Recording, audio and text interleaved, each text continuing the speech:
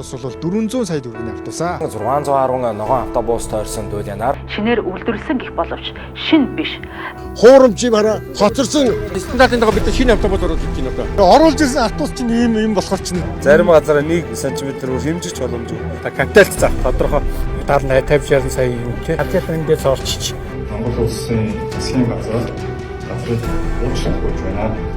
Ямбатар ийхүү хотын дарга боллоо. Ийхүү хотын дарга асуудал нь хүндэрч эрүүгүй хэрэг үүсэт байсан салбарт нийслэлийн цагдаагийн удирдах газрын дэд дарга бөгөөд мөрдөн шалах газрын даргаар ажиллаж байсан отгон жаргалыг хүрээ албан хаагч хэсгийн ажлын байгуулж төлөвлөлөө.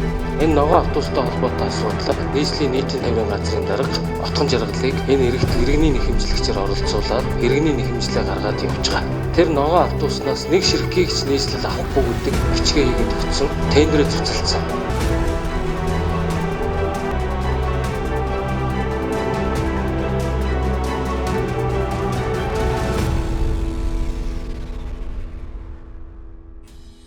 Засгийн газрын 2024 оны 81-р тогтоолын хэрэгжилтийг хангах зорилгоор нийслэлийн засаг даргын 2024 оны А443, А1403 дугаар захирамжаар нийтийн тээврийн бодлогын газрын зохион байгуулалтын бүтэц орон тооны хязгаар болон дүрм чигүүргийг шинчлэн ажиллав. Нийтийн тээврийн бодлогын газар байгуулагдсны 55 жилийн ойн өдөр эрхэлсэн ажилд амжилт гарган хамт олноо манлайлан ажилласан албан хаагчдыг Монгол улсын төвийн дэд одон медаль, салбарын яамны шагнал, нийслэлийн шагналаар шагнав. Олон улсын чанарын менежментийн тогтолцоо ISO 9001/2015 стандартыг нэвтрүүлэх ажлыг 2022 оноос эхлүүлэн энэхүү стандартыг нэвтрүүлэлтийн баталгаажуулалтын гэрчилгээг 2025 онд гардан авсан. Нийтийн тээврийг хөгжүүлэх урт дунд хугацааны төлөвлөгөөг боловсруулж 2024 оноос Дэлхийн банкны Улаанбаатар хотын тогтвортой авто зам тээвэр төсөл хэрэгжүүлэгч нэгжтэй хамтран ажиллаж байна.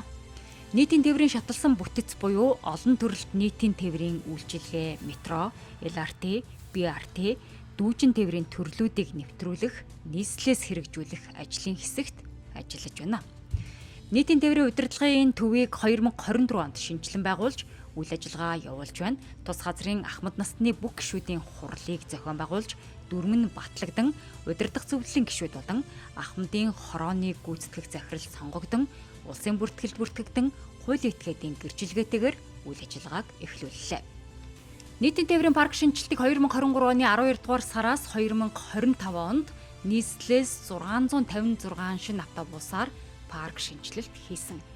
За 2023-аас 2024 онд бүгд найрамдах Хятад ард улсын Yutong Bus компани дизель Евро 5 хөтөлбөртэй 600 ширхэг автобус, 2024 онд 31 ширхэг их багтаамжийн угсраа автобус, 2025 онд хот орчмын нийтийн тээврийн зориулалттай их багтаамжийн 10 ширхэг автобусаар парк шинжилэлт хийсэн байна. Улаанбаатар хотын нийтийн тээврийн төлбөрийн менежментийг сайжруулах системийн шинжилэл хийх, төлбөрийн менежментийг сайжруулах ажлын хүрээнд нийслэлийн засаг даргын тамгын газар ICT Group компани хооронд 2024 онд байгуулсан нийтийн тээврийн төлбөрийн менежментийн систем хэрэгжүүлэх ажлын гэрээний дагуу нийлүүлэгдсэн систем тоног төхөөрөмжийг хүлээн авах үүрэг бүхий ажлын хэсгийг хариуцсан ажиллаж байна.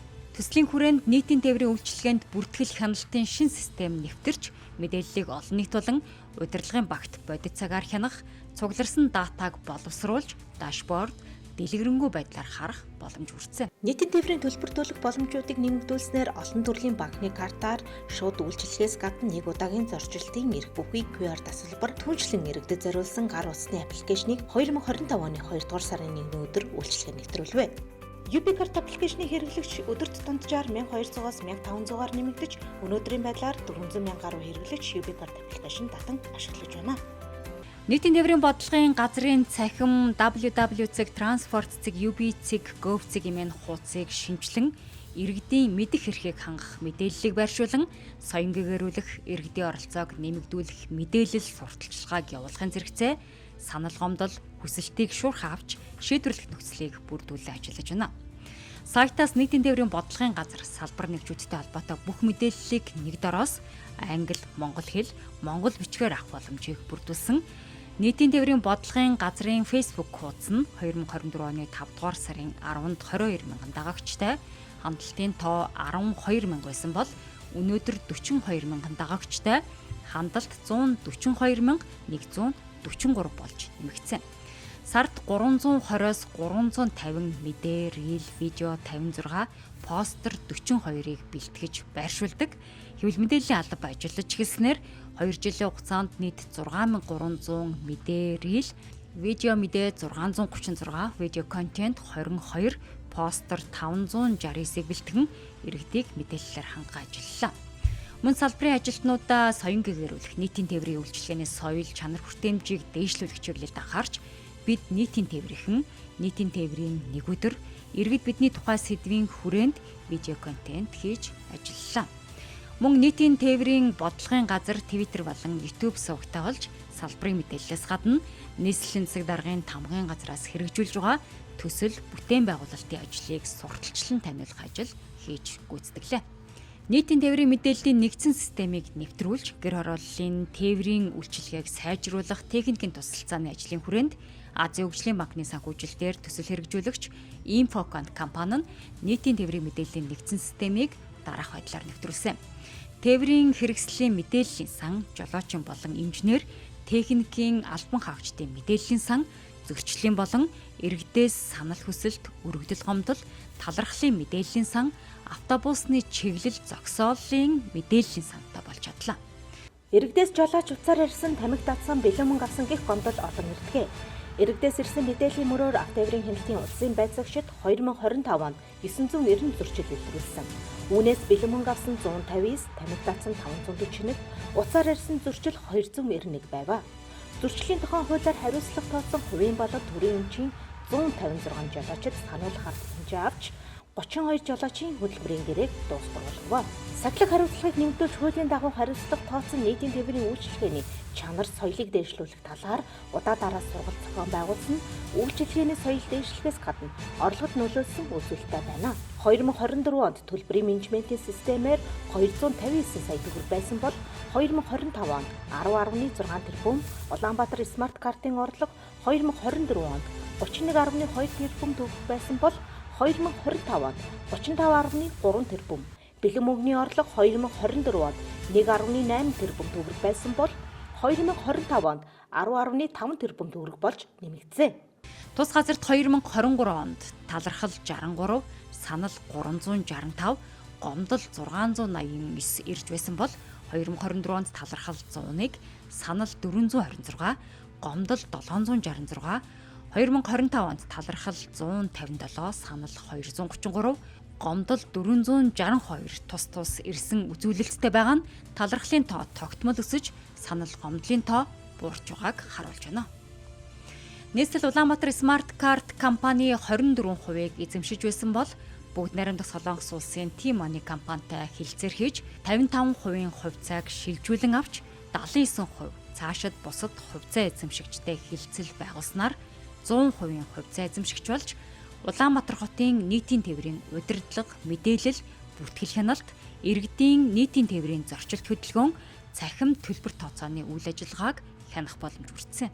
Нийслэл Улаанбаатар хотын хэмжээнд нийтийн тээврийн үйлчилгээ эрхлэгч 18 аж ахуй нэгж байгууллага, 137 чиглэлд ажлын өдөр 1172, амралтын өдөр 993 тээврийн хэрэгслийн гаралттай 1282 автобусны зогсоолыг дарин өнгөрч өдөрт 500-аас 750 мянган зорчигчид үйлчилгээ үзүүлж байна. Зорчигчийн хүлээгдлийн хугацааг багасгах зорилгоор нийтийн тээврийн чиглэлүүдийг өөрчлөлт оруулж, богино эргэлтийн шин чиглэлүүдийг нээж, хүлээлгийн хугацаа 8.1 минут болж буруу. Нийтийн тээврийн үйлчилгээний чиглэлийн замнал цагийн хуваарийг боловсронгуй болгож 2024-өөс 2025 онд 39 чиглэлийн замналд өөрчлөлт оруулан 87 чиглэлийг шинээр нээж 6 чиглэлийг хаасан байна. Нийтийн тээврийн хүртээмж үйлчилгээг сайжруулах явган зорчигчдын аюулгүй байдлыг хангах зорилгоор 36 дулаан, 2 битүү, 28 задгаа шинэ автобусны зогсоолыг ашиглалтанд оруулсан. Data Devs компанитай хамтран 50 зогсоолын мэдээллийн самбарыг автоматжуулалтын програм хангамжийн хүрээнд боловсруулагдсан, газар зүйн зураглалд суурилсан чиглэлийн мэдээллийг шинжиллээ. 2025 оны 12 дугаар сард Багтаан сарвчтай 500 зогсоолын мэдээллийн самбарыг шинжиллээ. Зорчигч урсгал хамгийн ихтэй 100 зогсоол дээр зогсоолын мэдээлэл харуулах захин дэлгэцийг байршуулсан. Нийтийн тээврийн киоск машиныг нэг цагийн үйлчилгээний төвүүд болон нийслэлийн хэмжээнд өргөн тархсан сүлжээ дэлгүүрүүдийг хамарсан нийт 100 байршил байршууллаа. Нийтийн тээврийн 600 автобус үнэгүй Wi-Fi-та болсон. Хот орчмын чиглэлд тасалбар урьдчилан захиалах үйлчилгээг нэвтрүүлж хот орчмын нийтийн тээвэрт иргэдийн дайвар ачааг тээвэрлэж эхэллээ. Нийтийн тээврийн автобусанд 12-оос 16 төрлийн камер бүртгэл хяналтын тоног төхөөрөмжийг нийт 1321 автобусанд суйрлуулан хяналт тавин ажиллаж байна. Автобусны буудлын зогсоолын талбайд хоригдсон цагаар зогссон 21177 автомашины зөрчлийг фото зургаар баримтжуулан e-police аппликейшнаар замын хөдөлгөөний удирдлагын төв рүү шилжүүлж 13469 зөрчил баталгаажин нийт 269 сая 380 мянган төгрөгийн торгуул оногдуулсан байна. Тус газрын автотээврийн хяналтын улсын байцаагчдаас 2023 оны 10 дугаар сараас өнөөдрийн байдлаар хуулиар харьяалуулсан зөрчилд 451 хуулийн этгээдийг 154 сая 25 мянган төгрөгөөр 1790 иргэнийг 67 сая 525 мянган төгрөгөөр буюу нийт 221 сая 550 мянган төгрөгийн торгох шийтгэл оногдуулсан байна. Улсын хурлын хяналт шалгалтын тухай хууль заасны дагуу зохион байгуулагдсан ногоон автобус тодтголтой нээлттэй сонсголыг зохион байгуулах ажлын хэсэгт шаардлагатай бүхий л мэдээллийг гаргуугч тухайн сонсголд оролцсон тайлбар мэдүүлэг өглөө. Ногоон автобус гэх тодтголтой хэргийн иргэний нэхэмжлэгчийн хууль ёсны төлөөлөгчөөр оролцлоо. Эрүүгийн эргийг Баянзүрэг Сүхбаатар Чингэлтэй дүргийн эрүүгийн эргийн анхан шатны тойргийн шүүхэд энэ оны 2 дугаар сарын 24-өөс эхэлж нийт 25 өдөр үргэлжилсэн гин буруугийн болон ял оногдуулах хуралдаанд нэхэмжлэгчээр оролцлоо. Нийслэлийн эрдэнэ төлөвчдийн хурлын 52 дугаартай тогтоолоор Тиногоо компани болон нийслэлийн нийтийн тээврийн газрын хооронд байгуулсан төлбөр барагдуулах хэлцлийн дагуу нийт 75 тэрбум 377 сая 504,176 төгрөгийн үн бүхий барилга байгууламж, газар, эд хөрөнгийг хүлээн авч нийслэлийн өмчөд бүртгэх зөвшөөрөл олгогдож нийслэлийн засаг даргын 2024 оны 5 дугаар сарын 10-ны өдрийн А543 дугаартай захирамжаар дээрх хөрөнгийг зорчигч тээвэр 5 орон нутгийн өмчөд аж ахуйн тооцоо төлбөрийн газрын өмчөд бүртгэж ашиглалт хамгаалалтыг хариуцсан ажиллах үүргийн хэрэгжилтийг хангааж эхэлж байна. Нийслэлийн засаг даргын санаачилгаар жолооч нарын нийгмийн асуудлыг шийдвэрлэх тогтвор суурьшилтай ажиллуулах зорилгоор жолоочийн цалинг 3.5 сая болгон нэмэгдүүлсэн. Нийтийн тээврийн хөгжүүлэх сангийн хөрөнгөөр их багтаамжийн 10 автобусыг худалдаа авч Чингис хаан олон улсын сонгоцны буудал Багнуур Багхангаа дүүрэг зэрэг чиглэлд нийтийн тээврийн үйлчилгээнд явуулж эхэлсэн. Нийтийн тээврийн захим системд цагдаа дотоодын цэргийн үнэлэхийг холбон гүйцэтгэлэг бодиттой тооцож цагдаа цэргийн нөхөн олгорыг 1 тэрбум 600 сая төгрөгөөр хэмнэлээ. Нийтийн тээврийн үйлчилгээний төлбөр төлөлтийн олон хэлбэрийг нэвтрүүлснээр 2025 онд 171.9 сая зорчигч тээвэрлэн 56 тэрбум 432 сая төгрөгийн орлого төвлөрүүлж өмнөх оноос 69.9 хувиар өсвөө. Улсын төсвийн хөрөнгөөр худалдаа авсан автобуснуудын эргэн төлөлт, илэгдлийн зардлыг сар бүр суутхан нийтийн тээврийг хөгжүүлэх санд төвлөрүүлж эхэлснээр 2024-өөс 2025 онуудад 54.8 тэрбум төгрөгийн орлогыг төвлөрүүлсэн байна. Нийтийн тээврийн үйлчилгээ эрхлэгч аж ахуй нэгж байгууллагуудын зардлын санхүүжилтийг үр дүнд суурилсан үнэлгээ буюу KPI тогтолцоонд шилжүүлэх ажлыг эхлүүллээ. Гэрээгээ киоск компанитай хамтран шинжилсэн програм хангамжийг 2025 оноос хэрэглээнд нэвтрүүлж EC төр замын хуудсыг цахимаар олгох үйлчилгээг эхлүүлж иргэн хуулийн этгээд 20 минутад 3 үйлчилгээг авах боломжийг бүрдүүлсэн. Тээврийн удирдлагын төвийн системд аюултай ачаа болон тусгай ачаа тээврийн зохицуулалтын хяналтын нэгдсэн системийг шинээр хөгжүүлэх ажлыг эхлүүлсэн. Нийтийн тээврийн бодлогын газар 2024 оны 7 дугаар сард хаан улд дүүргийн нийслэлийн нутгийн захиргааны байгууллагуудын цогцлбор Б байрны 4 давхарт шилжин байршиж нийслэлийн удирдлагаас техник тоног төхөөрөмж, ширээ сандал, компьютерийг шийдвэрлэж өгсөний зэрэгцээ тухайн байранд архивын нэгжийн өрөө, тээврийн удирдлагын төв, иргэдээс санал гомдол хүлээн авах өрөө, мэдүүлэг авах, уулзалтын өрөө, ахмадын хорооны өрөө, албаны цай, амралтын өрөөг иж бүрнээр тохижуулан өдөр тутмын хэв үйл ажиллагаанд оролцсон байна. Албаагчдын нийгмийн асуудлыг шийдвэрлэх зорилгоор тус газрын 6 албан хаагч нийслэлээс хэрэгжүүлж байгаа түрээслээ дэмжлэх орон сууцны хөтөлбөрт хамрагдаж орон сууцанд орсон уран жалгаадлын тэмцээнийг жил бүр уламжлал болгон зохион байгуулж нийслэлийн засаг дарга бөгөөд Улаанбаатар хотын захирагчийн дэмжлэгээр нийт хөнгөлөлттэй нөхцлөөр байр өмчлөх 21 эрхийг тэмцээнд байр эзэлсэн жолооч нарт гардуулаад байна. Байгууллагын болон нийслэлийн тээврийн салбарын аврах шалгаруулах спорт тэмцээнийг 2024-2025 онд зохион байгуулан 22 байгууллагын 857 тамирчин оролцсон байна. Салбарын албахаагчдын хүүхдүүдийн дунд танилцах аялал шалтрахын тэмцээнийг тус зохион байгууллаа.